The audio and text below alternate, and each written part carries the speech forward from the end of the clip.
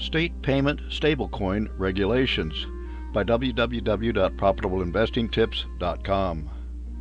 We wrote not so long ago that crypto entities that hold people's money are likely to end up being regulated like banks are. In the case of banks, some have state charters and others have national charters. State banks are answerable to state banking authorities, but eventually fall under the sway of the U.S. Federal Reserve. Legislation is being considered in the U.S. House of Representatives that would give initial authority over stablecoin operations to state banking authorities. These would have to do with state payment stablecoin regulations.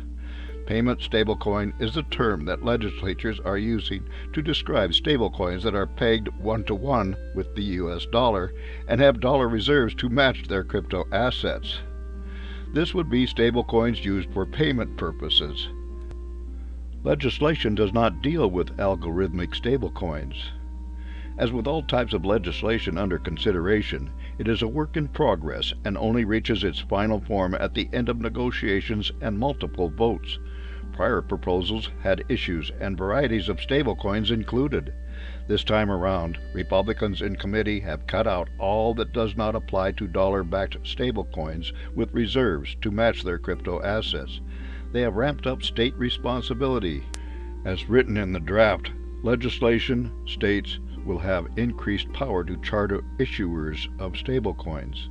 The Federal Reserve will have ultimate authority, but only when states have failed to follow Fed recommendations or to offer a concrete plan for dealing with specific concerns about an individual stablecoin issuer.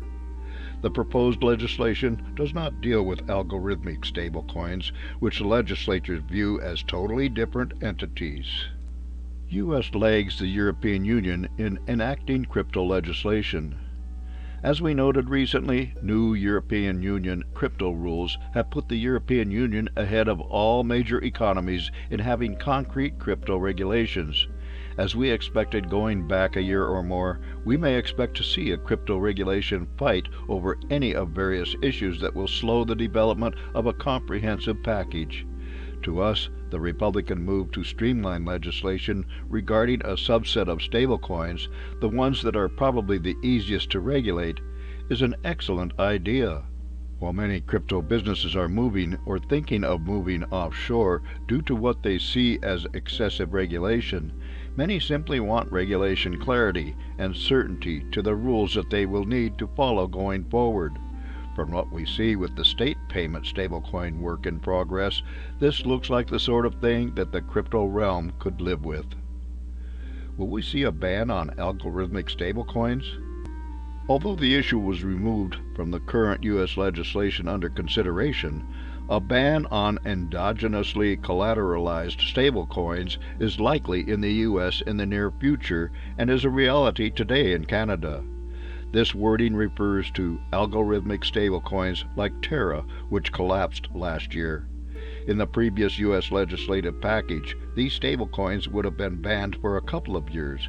We would not be surprised if the U.S. follows a Canadian lead when the issue comes to a vote in the House of Representatives and Senate in the U.S. in the coming year or so.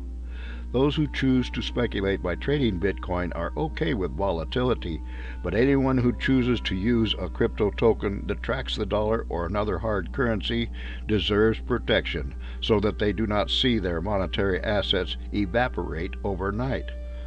For DeFi businesses, this is essential as the downward sliding values of crypto tokens last year were what drove some out of business. For more insights and useful information about investments and investing, visit www.profitableinvestingtips.com.